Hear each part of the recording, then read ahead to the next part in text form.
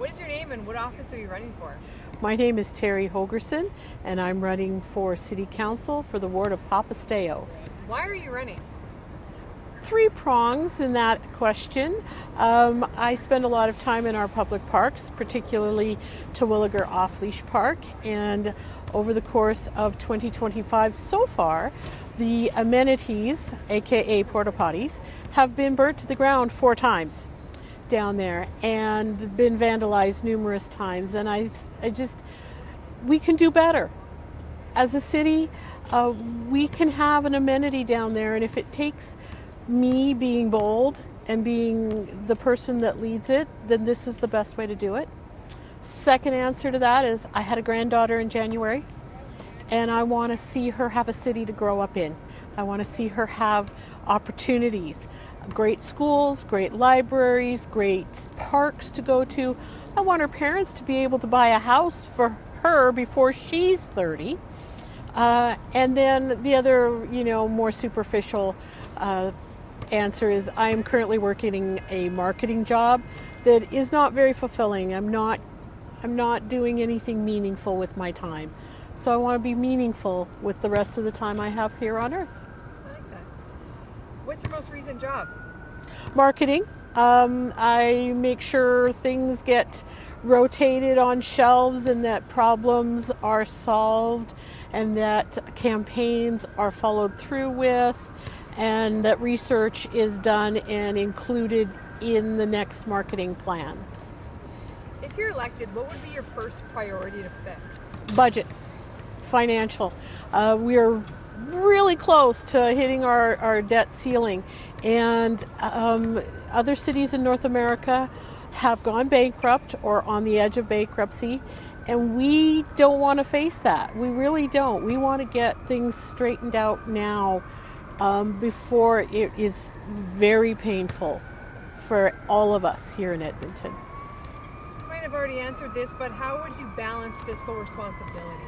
So first of all, let's eliminate the waste within all of our departments across the city. I do have some experience in manufacturing. Sorry about that. And waste is a dirty word in manufacturing. You don't allow it. You don't throw stuff out because somebody screwed up. And if somebody made a mistake, then that person may or may not have a job. So yeah, efficiency, no more waste, no more duplication, better integration of our departments. My general contractor just told me that they merged 2 different departments in the city and there was no training done before this merge. And everybody got put on hold for weeks and months because there just wasn't efficiency in these departments. Construction long timelines definitely frustrate Edmontonians. What would you change about how Edmonton plans and delivers these projects? So we need to start with the contracts and the bids we put out to make these things happen. Make sure that the bids are well written, that the criteria are clearly stated. Then we need to treat it like figure skating. The top and the bottom are tossed just automatically, and then the other bids that come in on a project are evaluated, and if they don't meet, we send it back to the companies that are bidding on it and saying, okay, let's do this one more time. The adage, think slow, act fast, is important. We think really hard before we even issue a contract for a job. I personally would like to see the contracts fewer and more robust. I think our timelines for construction need to be shortened as much as possible given the framework of the project. That would help us with the overlapping issue that we have now. If projects got finished and then we started another one, everybody would be a lot happier.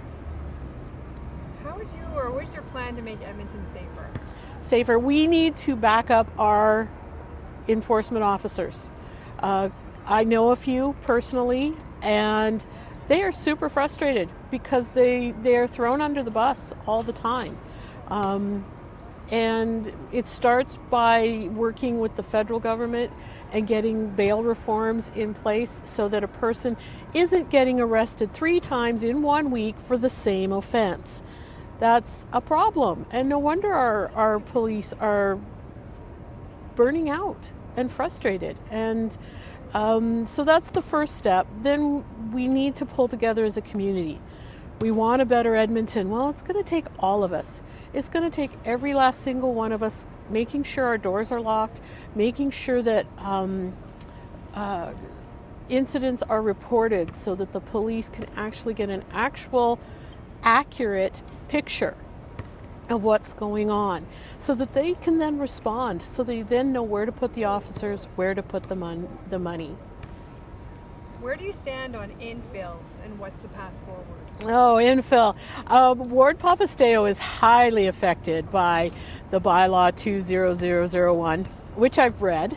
It's 1,100 pages. It is really hard to understand. 1,100 pages, a lot of it's repetitive and redundant. That piece of bylaw is not effective. I can't imagine a city employee trying to translate this, interpret it, and make it work and do their job. So it's not well written at all, and we need to go back and we need to simplify the rules, and we need to be hard and fast on the rules. The actual number of units per lot, that's up to every lot. They're all different. So to be equitable, put a percentage of land area that could be built upon. So that way if you have a smaller lot, you know exactly how big you can make your house. If you have a larger lot, you know exactly how big you can make your house. I think giving developers and builders that freedom would mean we have a whole lot more diversity and interest in the buildings that go up. Instead of the same cookie cutters, maybe we could start getting something a little more unique, and the variety will be attractive long term. And then we need to build quality. We've got to get the inspections done, and that's just not happening right now. What do you think about the city's relationship with the province and how it should be? So you can't poke a bear and not expect to get swatted down. The province government, the provincial government is so much larger than us.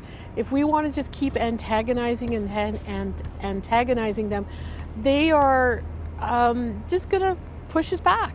They have the power, and we need to develop a good, strong, negotiated partnership with them. And honestly, somebody needs to be the adult in this room when it comes to working with the province. And if it's me, if it's one of the new councillors, one of the new mayors, great. I'd like to see everybody come together because, yeah, we're the capital city.